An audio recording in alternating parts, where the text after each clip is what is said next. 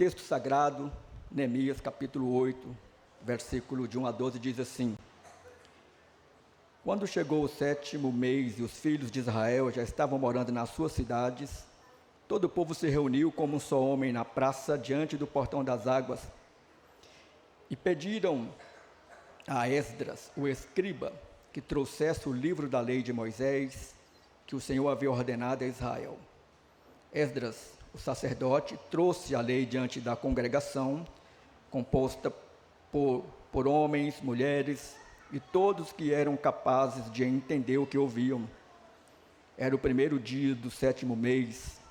Esdras leu o livro em voz alta diante da praça que fica em frente ao portão das águas. Desde o amanhecer até o meio-dia, na presença dos homens, das mulheres e dos que podiam entender, todo o povo tinha os ouvidos atentos ao livro da lei. Esdras, o escriba, estava no púlpito de madeira que fizeram para aquele fim.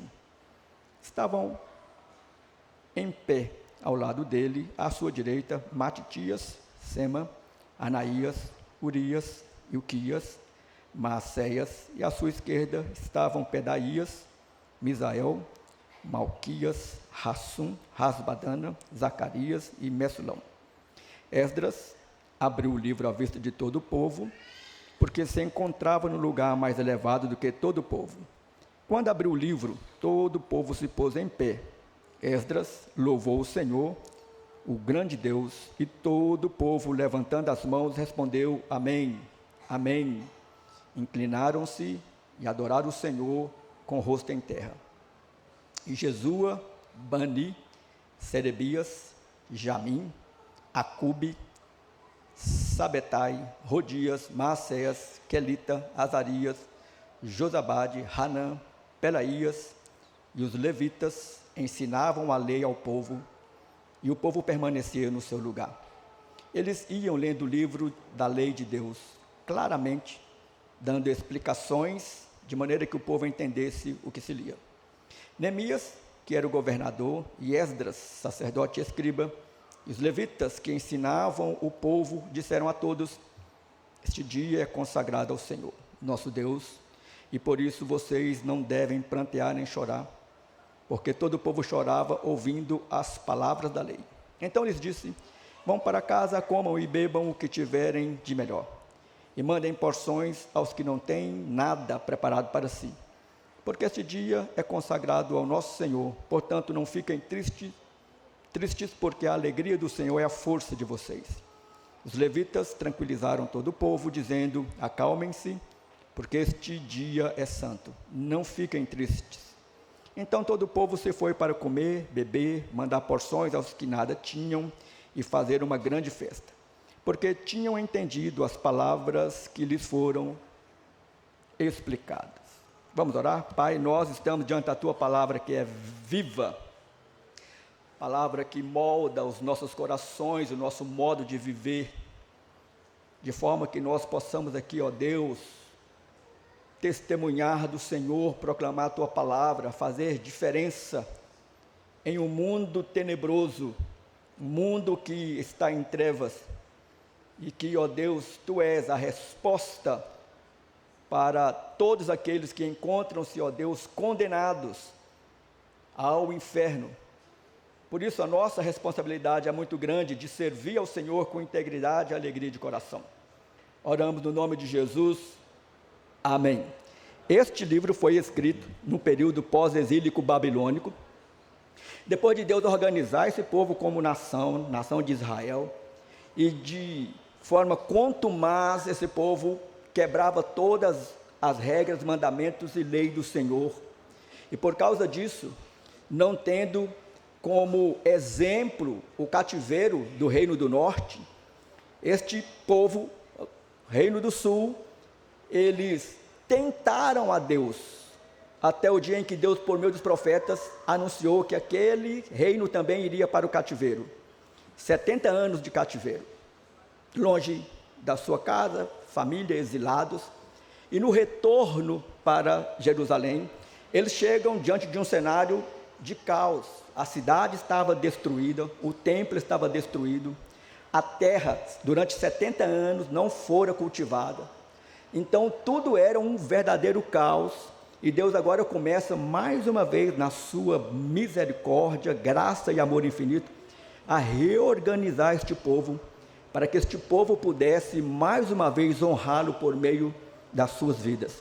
E Deus, Ele normatiza e Ele aponta todos os caminhos por meio da sua lei. E então, dentro deste contexto, Deus levanta 2 homens, aliás, 3 homens que vão adiante daquele povo, Zorobabel, Esdras e Neemias, e com 52 dias de trabalho, eles conseguem edificar o muro, e só que quando edificam o muro, eles esquecem de edificar ou de reedificar o templo, e vão investir nos seus próprios bens, nas suas próprias casas. Deus condena aquele povo por aquela atitude. Fato, irmãos, é que nós precisamos entender que Deus sempre normatiza a nossa vida, seja na coletividade do seu povo, por meio da palavra, ou seja, na nossa individualidade, Ele também normatiza a nossa vida por meio da palavra. Por isso que nós devemos sempre perguntar qual a importância real que a Escritura tem para nós. Será que a Bíblia, de fato, normatiza a minha e a sua vida? E é justamente isso que nós vamos ver no texto que eu acabei de ler, versículo 1 ao versículo de número 12, de uma forma bem rápida. Somente eu vou passar alguns princípios para que nós possamos entender o que Deus está fazendo neste momento, que serve para os nossos dias atuais. Tempo atrás, o escritor francês Victor Hugo, ele diz que, há mais de um século atrás, ele disse o seguinte: a Inglaterra tem 2 livros, a Bíblia e Shakespeare. A Inglaterra criou Shakespeare, mas a Bíblia criou a Inglaterra. Muitos historiadores comprovam esta afirmação, porque eles dizem que no período elisabetano, no período da Inglaterra, onde Elizabeth reinou, este país, denominado Inglaterra, ela era guiada por um livro só, que era a Bíblia Sagrada. Isso também aconteceu com os Estados Unidos da América. Toda a sua formação de início foi alicerçada na Escritura, na Bíblia Sagrada. Por isso eu quero compartilhar com você aqui nesta manhã, que nós temos um livro santo nas nossas mãos para um povo em santidade, para um povo que busca a sua santificação. Então, se nós buscamos agradar a Deus, nós devemos entender que a Bíblia é que normatiza a minha e a sua vida. E o capítulo 8, ele se divide em 3 partes. A primeira parte, do versículo 1 ao versículo 12, o verbo que vai reger os versículos é entender. Então, tem a ver com a compreensão que nós temos acerca da palavra de Deus. Versículo de número 9 ao versículo 12 é uma resposta que o povo tem diante da compreensão da Escritura. Eles louvam a Deus, regozijam em plena alegria diante de Deus. E do versículo 13 ao versículo 18, o capítulo 8, a resposta diante do entendimento da Escritura é a obediência. Mas nós vamos ver somente a primeira parte, que tem a ver com a compreensão acerca da palavra de Deus. A primeira questão que nós devemos entender, irmãos, irmãs, é que a Bíblia não é um livro mágico e nem um livro de moralidade, de regras morais. A Bíblia Sagrada é a palavra de Deus que normatiza a nossa conduta diariamente, normatiza a nossa conduta como indivíduo e normatiza a nossa conduta como igreja. É por isso que a Bíblia Sagrada, ela é primordial para a nossa caminhada diária. Não faz sentido para o cristão não ler a palavra de Deus, a Bíblia Sagrada, pelo menos alguns minutos durante o dia. Não faz sentido para o cristão passar dias sem meditar em um versículo da Bíblia Sagrada. Porque quando nós agimos assim, nós vamos trilhar o mesmo caminho que este povo no passado. Quanto mais nos afastamos da Bíblia Sagrada, mais nos afastamos de Deus. E quanto mais nos afastamos de Deus e da sua palavra, nós vamos dando vazão àquilo que o nosso coração depravado exige de nós. Nós vamos começar a andar segundo os conceitos sociais, que geralmente são contrários a Deus e a sua palavra. O versículo entender, que no texto, no hebraico, dá a ideia de discernir com clareza, ele encontra-se no versículo 2, versículo 3, versículo 7, versículo 8, versículo 12. A Bíblia Sagrada, ou a Torá, foi aberta, o livro da lei de Deus, diante daquela multidão de povo. E quando Esdras fez a leitura da Bíblia Sagrada, ou daqueles textos sagrados, todo o povo que tinha condição de discernir, de entender com clareza, eles não só responderam amém, amém, que seja feita a vontade do Senhor conforme tu revelaste na Bíblia Sagrada, mas eles começaram a discernir e entender que eles estavam muito distante do eixo que Deus exigia que eles tivessem, onde o centro é a própria palavra de Deus. E Esdras, então, como um sacerdote e escriba, ele tem algumas atitudes que nos chamam a atenção. A primeira questão, a atitude que Esdras ele tem diante desse povo, é que diz o texto que Esdras ele leva o livro da lei em encontro ou em direção ao povo. Há uma grande assembleia reunida, uma grande escola bíblica dominical, onde a Bíblia Sagrada, os textos foram lidos. Esdras e os levitas e os sacerdotes, eles saíram explicando para aquela multidão a palavra de Deus, e eles entenderam o que Deus desejava, exigia da parte deles. É importante a gente ter líderes que preocupam em levar a palavra ao rebanho, a genuína palavra de Deus, não esta mensagem genérica que nós ouvimos hoje, da boca de muitos supostos profetas, ou de apóstolos, ou de embaixadores, seja lá o que for. Nós precisamos orar para que Deus continue a levantar homens comprometidos com a Bíblia Sagrada, que leva a Bíblia como ela é, para que o povo possa entender o que Deus deseja deles, ou de cada um de nós. A outra questão é que Esdras, ele não só conduziu o livro em direção ao povo, ele abriu o livro. Não faz sentido você levar a Bíblia para o povo e não abrir, não explanar, não ensinar, não dar o verdadeiro sentido para que o povo entenda qual é a mensagem que Deus tem para cada um de nós.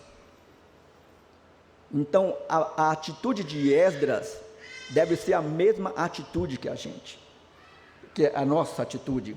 Esdras, ele então desenrola aquele pergaminho na frente de todo o povo, e aquele povo entendeu que estava diante de um livro que foi inspirado por um Deus santo.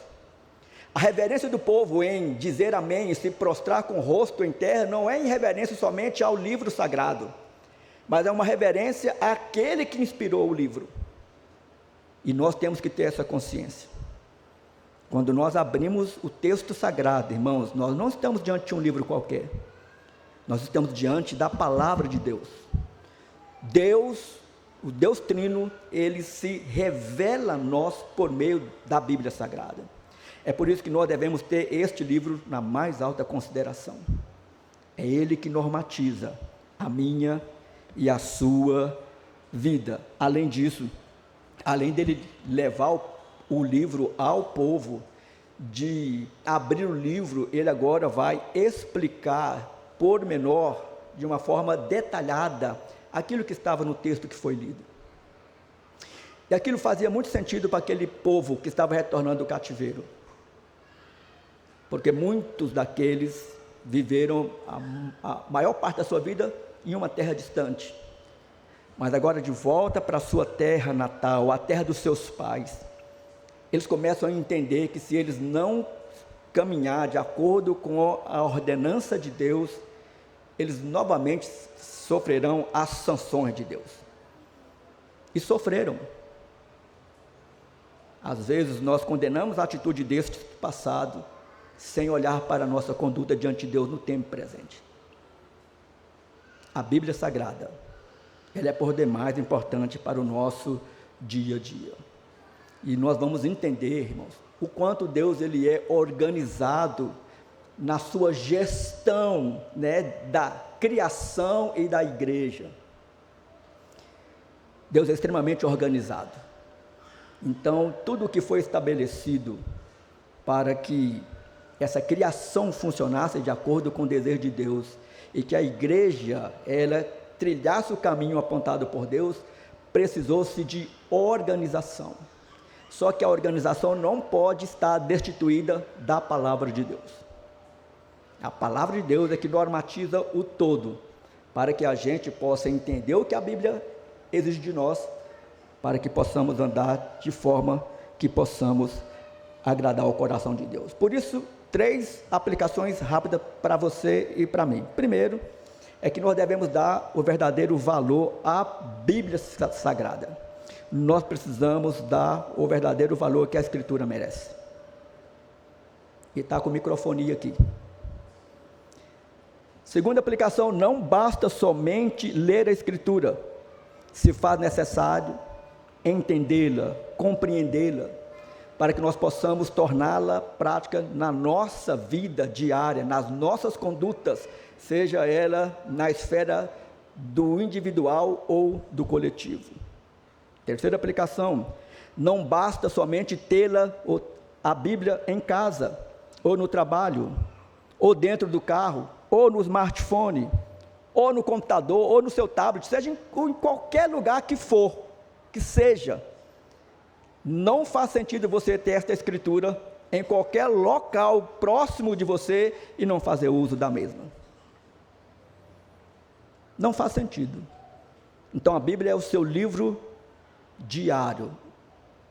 É o seu livro que você tem que alimentar-se dele e nele, para que você possa enfrentar os dias maus e ser grato nos dias bons. Feche seus olhos.